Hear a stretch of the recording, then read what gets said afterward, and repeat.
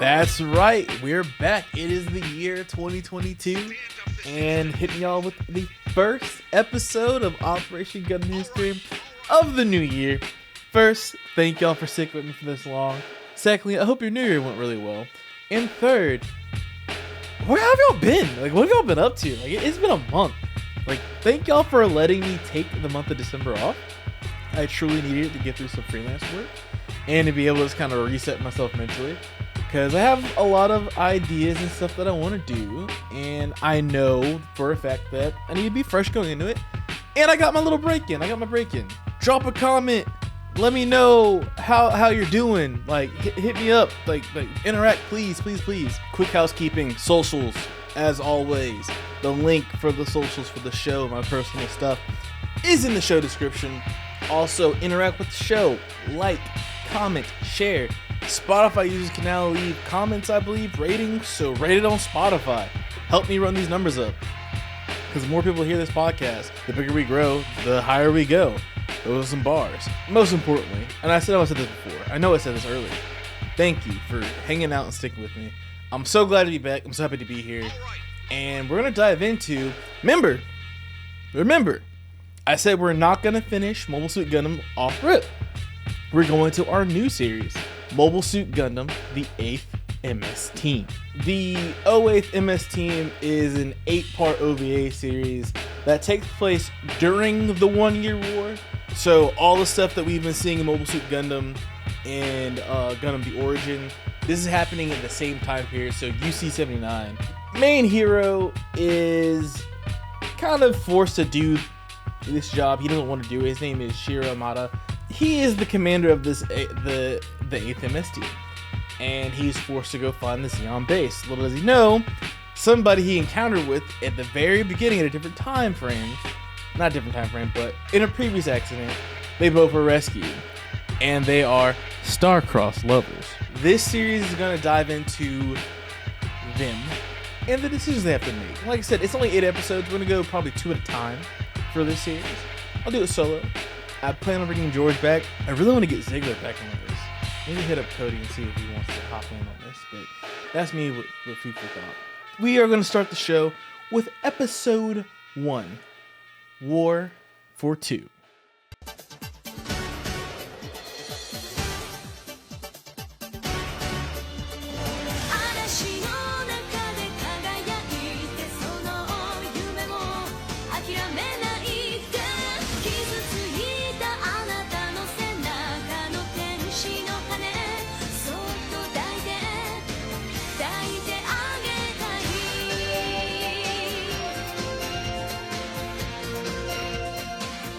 The year is 0079, so it is, like I said before, it's the same time frame and time period as part of Mobile Suit Gundam. So we're in the smack of Mobile Suit Gundam. We're out in the same spot where we ended, actually, which is strategic and why I decided to end there with Mobile Suit Gundam for right now.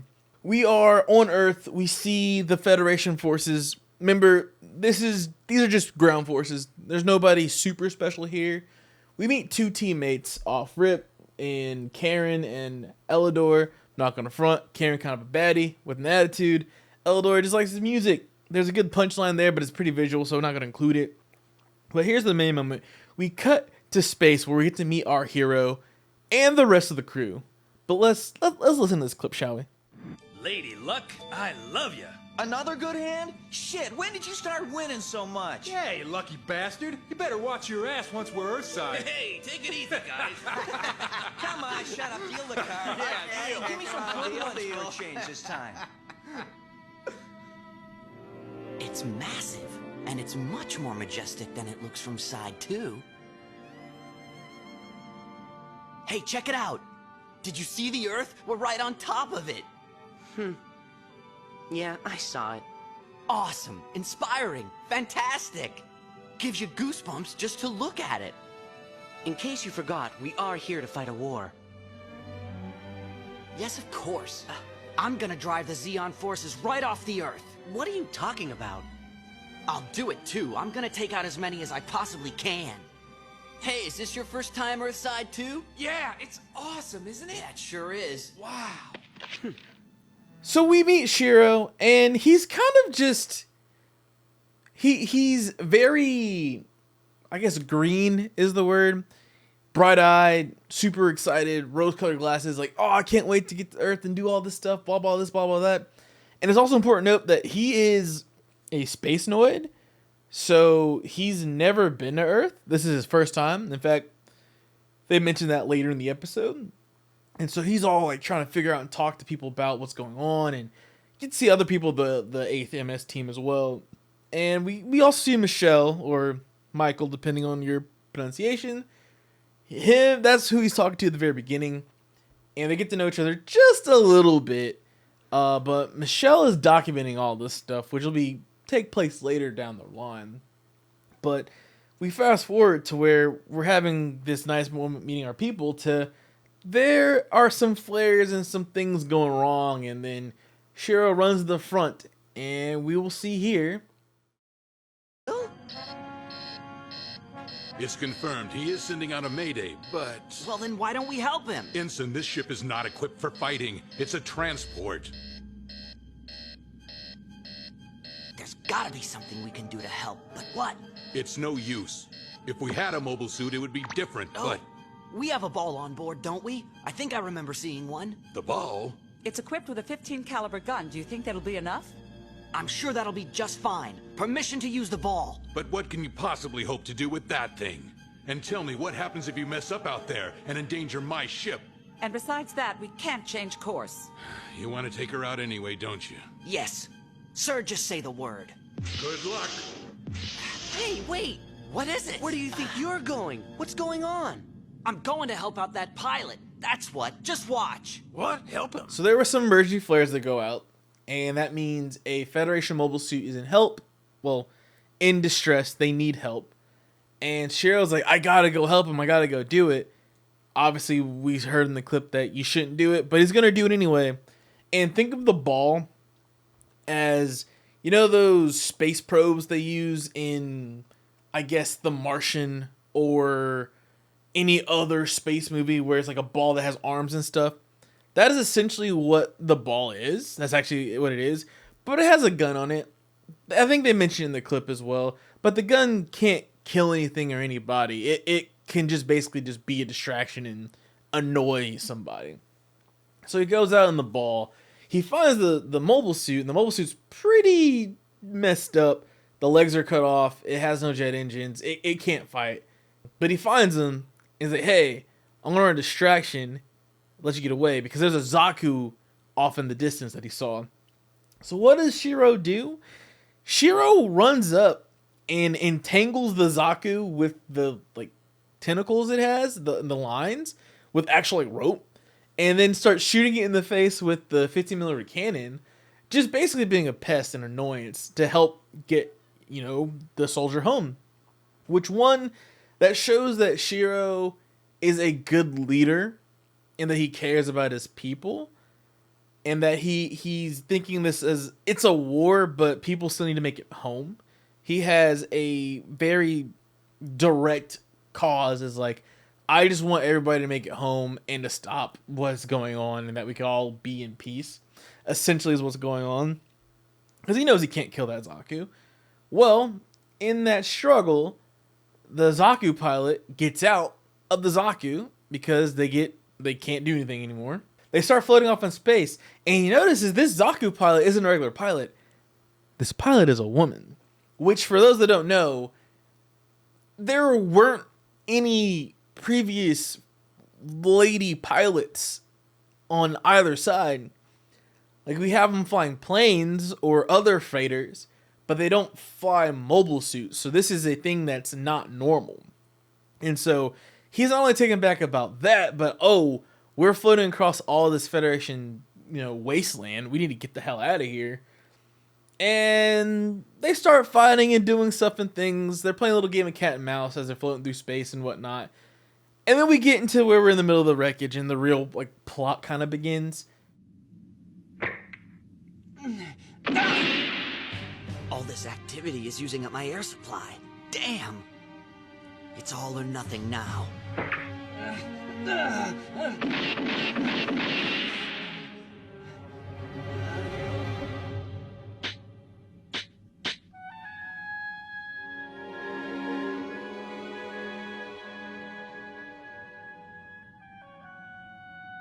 I will not be a prisoner of the Federal Forces.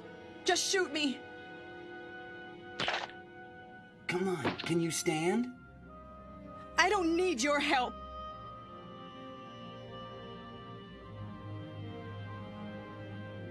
How bad is it? It's just a scratch. But if we don't get it patched, it'll No, get away from me! Shut up and listen! Do you want to die like those men? Come on! Let go! I'll let go when we get inside. You can thank me later. And so as we see, even though she was trying to kill him, he not only puts his gun away, but helps her out. She's very resistant and doesn't want the help because these two sides are supposed to be at war. They're not supposed to help each other, but Shiro doesn't care about that. It's so weird because Shiro is really like he's not the opposite of Amuro. He's like Amuro with stronger convictions, I would say, where he's like, I just want us to make it and be good. I personally don't care about who lives or who... I personally don't care about who's right or who's wrong. I just want to stop the conflict and let us work together. Which is really, really cool to see that he's obviously young, but he's mature enough to recognize that there's not supposed to be a winner and loser and everything. Why can't we just work through this and get through it? And that's what happens. They're stuck together for the next couple hours. They have to figure out what to do. There's a cute moment where they go into this storage unit, and we're going to hear at this clip, if I can find the clip name.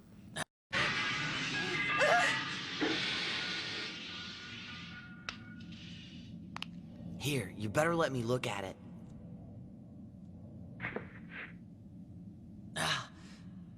Now you're really starting to piss me off. You want to die or something? We have to conserve every bit of air we have. Here. Hold still. What the hell did I do to deserve this? Why are you helping me? Good question. I wish I knew. But I'm not letting you give up. If we work together, we may survive. Unless we run out of air. How's your bandage? So as we see in this clip, or hear in this clip, she doesn't want the help. She doesn't want his help at all. She just wants to get out. And Shiro forces the help upon her. He's trying to help. He's an aggressive helper, which, hey, if I'm stuck in space with one other person and we can work together to get out of our situation, I would totally do it. Don't get me wrong. I think Shiro's thinking big picture here, like, why would we both die or one of us die when we can both potentially live? Which I totally understand. Sorry for repeating that over and over again, y'all. But it's cool how they work things out and figure it. They grow close and whatnot. He bandages her up. She doesn't want it. And he's like, no, I'm going to do it anyway. What do you deserve this? Like that, all that was like really cool, really sweet moments right there. And by say sweet is in like funny. As we move forward, they're searching for a way out. And there's some light flirting going along throughout this whole thing. But there's a point where Shiro's like, hey, let's meet up in X amount of time. And his watch in the suit is broken. And she gives him her personal watch. Which is like, oh, okay.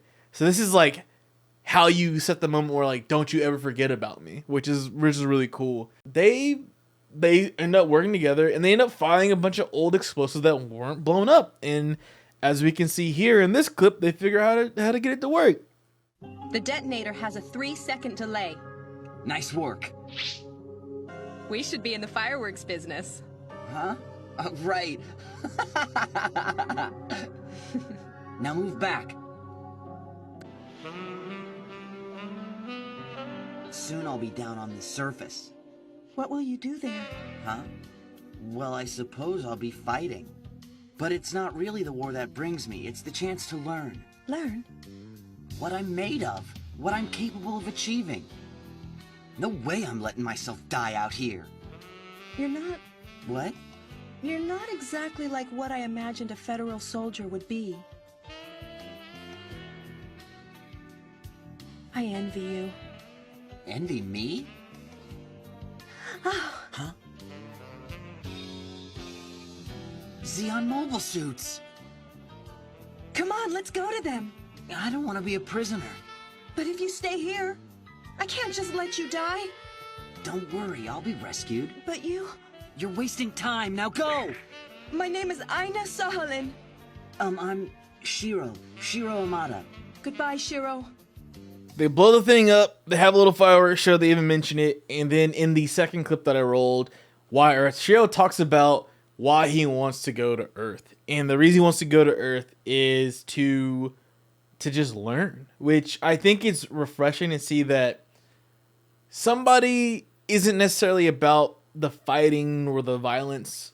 They're about the human experience, which is weird to say because you would think that, oh, they're all humans, but I got to remember that, well, not I, we all have to remember that people like Shiro have never been to Earth. So Earth is a brand new concept to them. And so they're about to get thrown into a world where they have no idea how it works or what's going on. I think that was really neat. Aina? I think it's Aina. Aina Shahalin, right? Yeah, Aina Shahalin. It's not what the name is, it's how to pronounce it. Because I heard it once in the episode. And I was like, ah, crap. So my bad, y'all. But as they're flying away, because the Zeon suits pull up and the Federation suit pulls up to rescue their prospective people.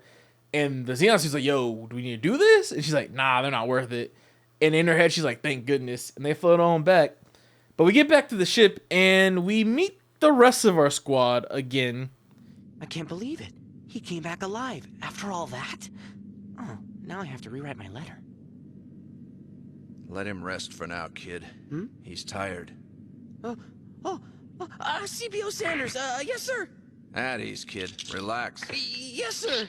I'm sorry, sir. But, we received our orders just a few minutes ago. They say you and I have been assigned to the same unit, Chief. It's a pleasure to meet you, sir. Well, looks like I'm not getting shipped back to my old unit. Guess they got rid of the Jinx for good. Oh, yeah. And the 8th team commander is... fast asleep. Huh? Maybe this ensign can finally turn my crummy luck around. Huh? Oh, yeah! Hey guys, the Zeons are giving a speech. What? Hey, isn't that Zeke big shot? How is it the Duchy of Zeon has fought on until now when our strength is only 1/30 Just look at that of the Earth Zeke. Federation? He's nuts. Yeah, well, I heard to tell that a big offensive is gonna start any day now. Oh, you gotta be kidding. Who cares? We're going to drive those Zeon off our Earth one way or the other. Got that right. Those Zeeks better watch their asses. You with me? Yeah! The Duchy of Zeon, so long as each one of us is fighting for our freedom.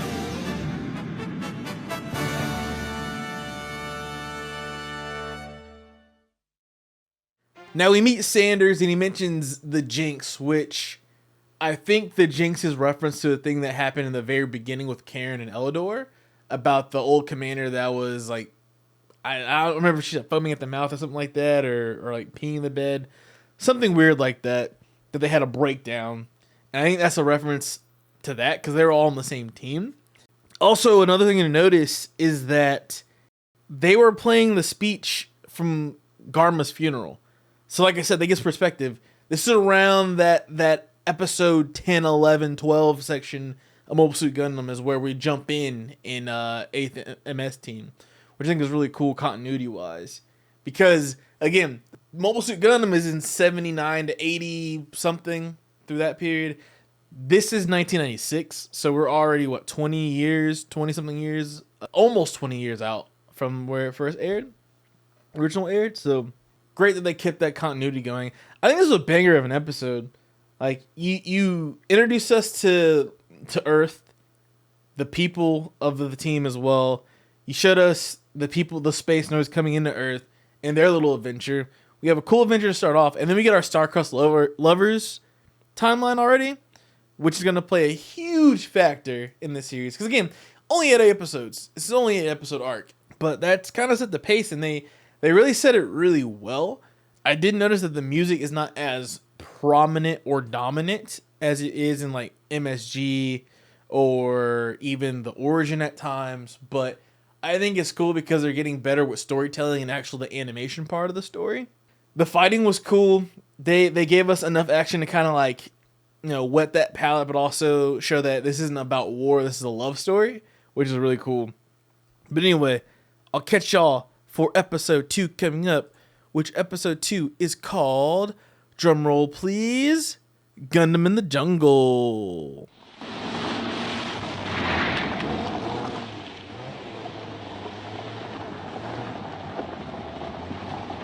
It smells really weird here, and all these trees. Yeah, the environment here can be pretty obnoxious, huh? You'll get over it. It's a big difference from being in an air-conditioned space colony. That's for sure. Excuse me, Chief, what was your name again? Sir, Master CPO Karen Joshua. Well, Master CPO Karen Joshua, how long have you been stationed here? I've been here for 3 months, Commander. Why? What about it?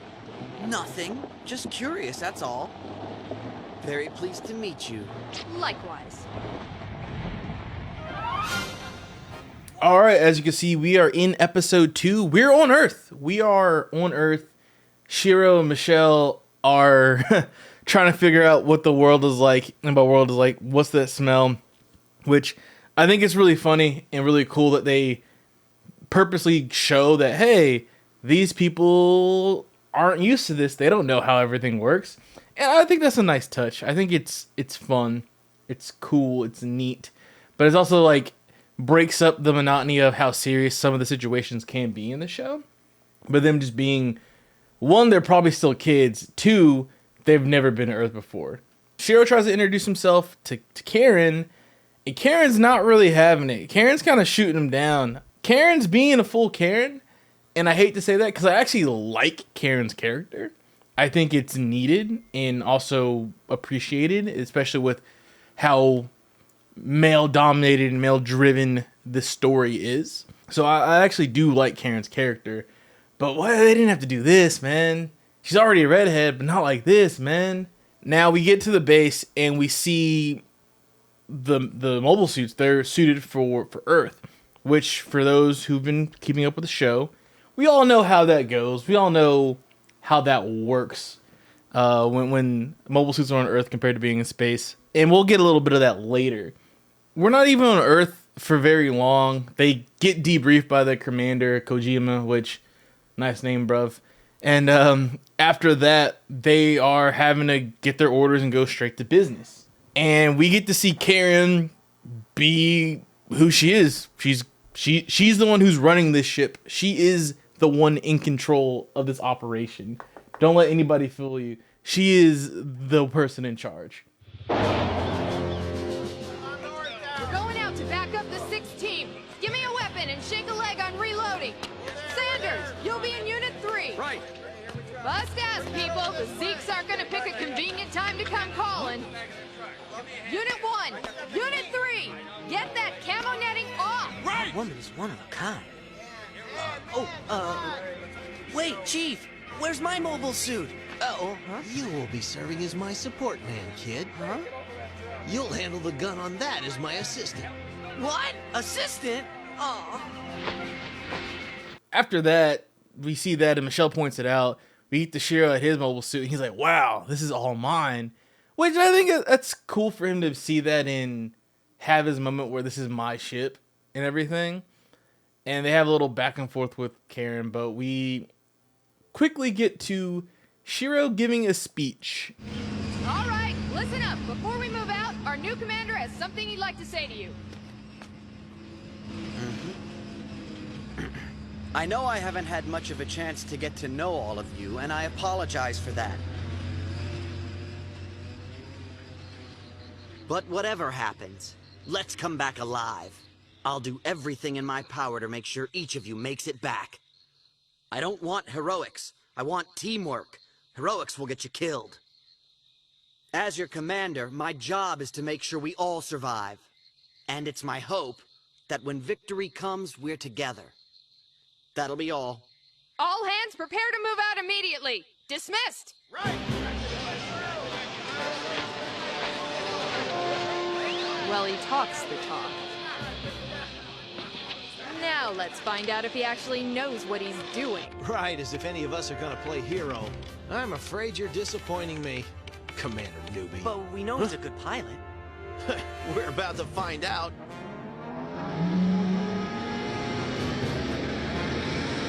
I just hope we make it back alive. All of us.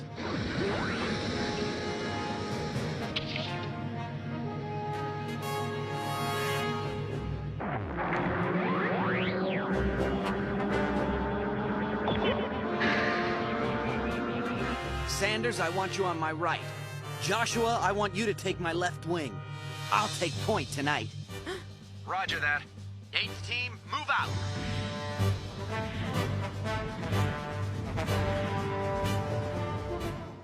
I like this speech. It is a little bit of an awkward speech because he's like, hey, I want y'all to make it back alive and don't try to be a hero. Which is kind of the exact opposite of what he did in the first episode. And we're going to see here in a second. It's kind of the exact opposite of what he said in the beginning. I think it's a cool speech. He gets everybody off on the right foot and kind of gets the details out to like, hey, the most important thing for me is that we all make it home. We make it home in one piece. And I respect that. I give him his props for that. But as we're going to see, we're going into the jungle. They're looking for that lost team, the 6th team, I believe. And they stumble across some gunfire. And lo and behold, here comes Shiro, not heeding his own advice. I'm aware of that. All communications from here on out are to be point cast only. Kill all lights. Switch over to laser sensors and infrared on your monitors. I wonder how long he can keep up this act. Huh? Act? Huh? Wow, they're close. Kid, get Newbie on the line. Right. And don't make a sound.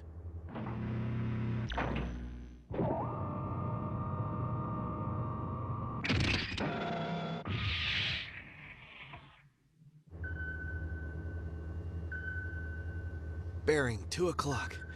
Range 2300. 2 mobile suits. Yeah, what kind are they? I'm checking their profile. Zaku's? How about the 6th team? What's the word? Were they wiped out? The enemy is still attacking. That means they must be alive. Makes sense to me. Think I'll go check it out. Playing decoy? Well, let's see if you're good enough to get away with it.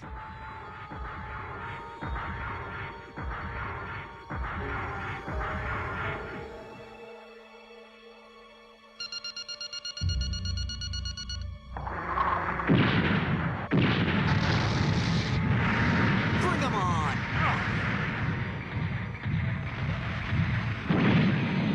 Oh, that's right, I'm not in zero gravity anymore. Trying to get killed on your first day? What was that?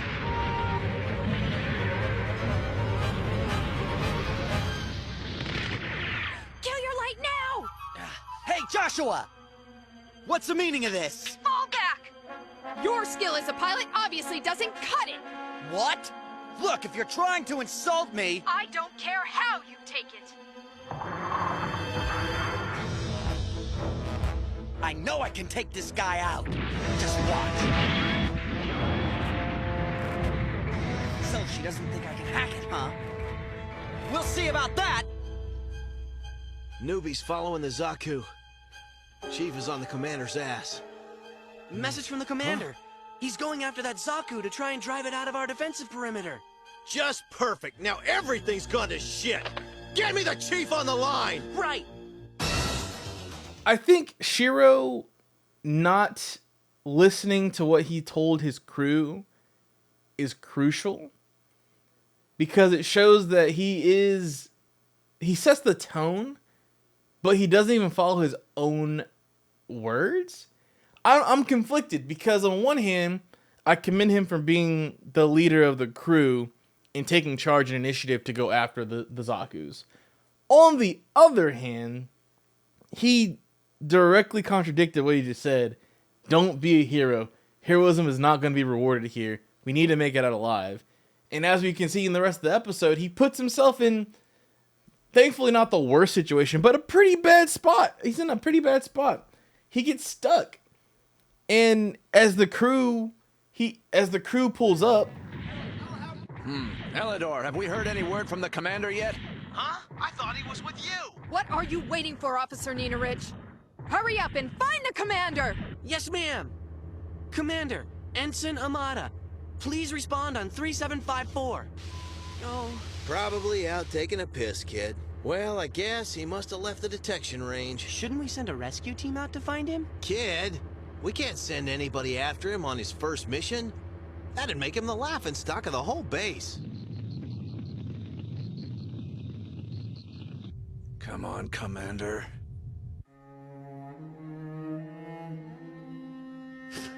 My navigational systems are totally messed up. Oh, great. That's just great. The crew is like, I thought you had him. I thought you had him. Wait, he's gone on his first mission? And Michelle wants to call for a search and rescue team. He's like, nah, it's his first mission. Let's not embarrass him that much. I'll give Eldor props for that, for not trying to be a complete jerk to him. But this is all self-inflicted by Shiro. And as we can see in these next couple of clips. Oh, if I stay in this thing, I'll drown in my own sweat.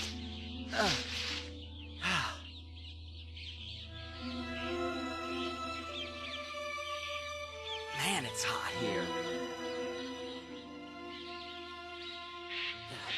It's barely dawn, but it's already hotter than shit.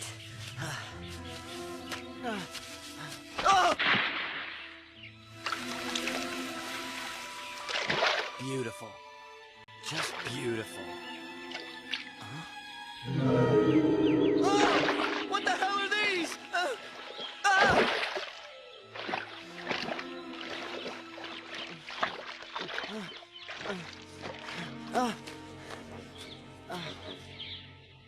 What's with this place? And they say there are people who actually live here. I don't believe it. I gotta deal with an insubordinate CPO, a smart-ass petty officer.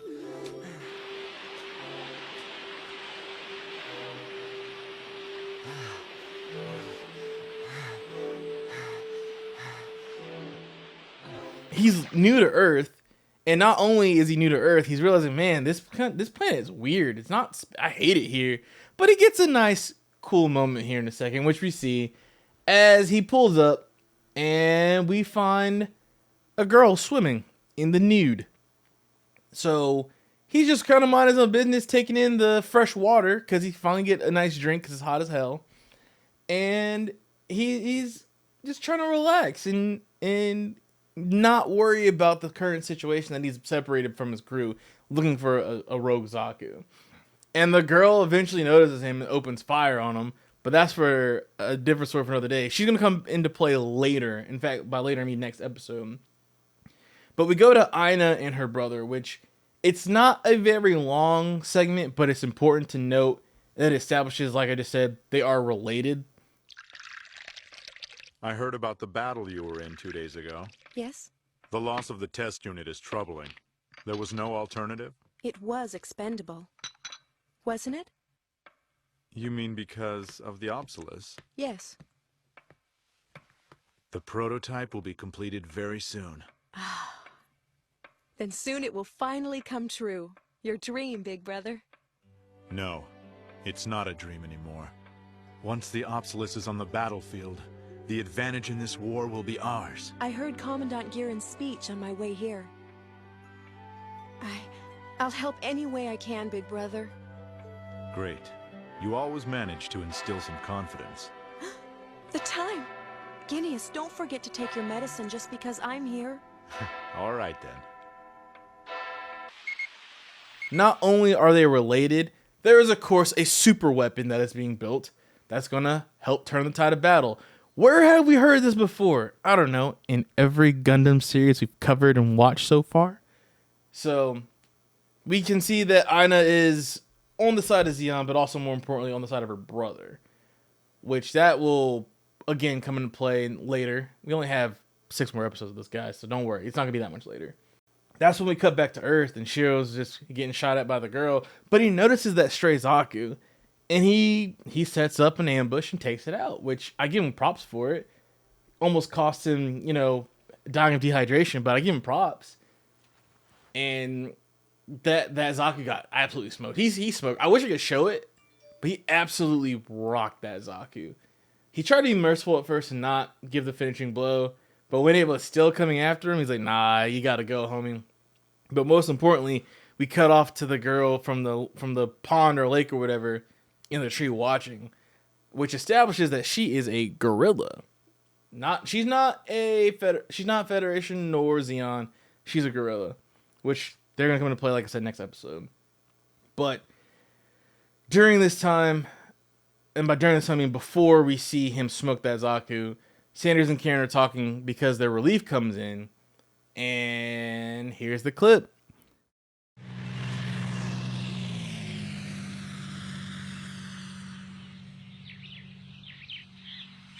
Sanders, well, looks like our relief is here. How much longer do we have to wait? We don't move till we get orders from the commander. Not the most flexible man, are you? Let's just say I owe a personal debt to him. Or maybe you don't want to be the team killer again. What? Sanders the Reaper. I've seen your record. You've shot down 6 enemy suits with your GM. If your luck was a little different, you might have even become an officer. But I've got the rank in this unit, Sanders, so I'll be giving the orders. You? He said his job was to keep us alive. Well, we're alive. So Sanders has a history. Sanders is a very skilled pilot, is what that just established. But if you notice, Sanders is the only black character. He is not where he's supposed to be, which I can go into that situation as much as if I really wanted to, I can go off on that, but I'm not, because the series is pretty grounded in that, where it shows that there are people that get treated differently because of that. Karen's probably not the first choice for a lot of people, but she's a white, redheaded woman, and they're going to pick that over a black person every single time. Every single time. But, like I said, we fast forward back to Shiro destroying that Zaku. He eventually makes it back to base in one piece, which, good for him. He did the thing. He proved he could handle himself on his own. I think that it's cool that he got his first experience on Earth being stranded and having to fend for himself. And like I said earlier, I feel like he went against his own advice. He tried to perform an act of heroism, and it almost cost him, thankfully not his life, but at least almost a lot of embarrassment. But he made it. I really like Shiro. I like Shiro because he's a good guy who wants everybody to succeed, but he's not necessarily like, he's picked a side, but I don't think if it's up to him, he doesn't see this as an us versus them thing. He sees it as, this is just a job I need to do and complete and move on to the next job. Also, I'm liking how the character growth and development is going for the crew as well, because this is only an 8-episode series, so you have to really shove in a lot and have people learn real quick who these people are and relate to them. And they're doing a fantastic job of doing that in such a short amount of time. It's only like 22, 24 minute episodes, something like that. So to be able to get that much growth and conversation in that is so great and also neat. It was really hard to give characters life in 30 minutes of television. But again, we're going to get more into that in future episodes. That is going to do it for this episode. I know y'all are hungover, you're hungry, you're tired, you probably want more alcohol to try to subside that headache, but it's not going to help. Drink your water, get an IV if you can afford it, or go to one of those places that do that stuff. Get some rest, get ready for a new year. Thank you for spending the first Saturday of 2022 with your boy.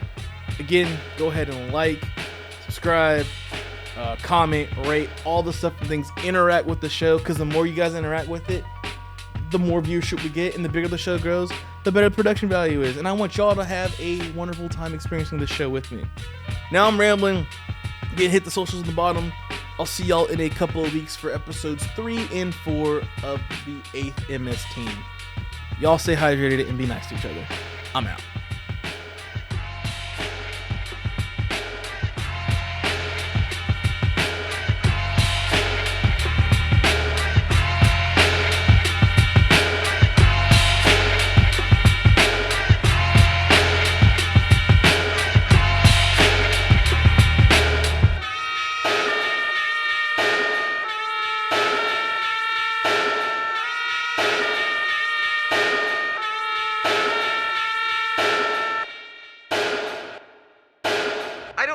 to tell me how I should do my job.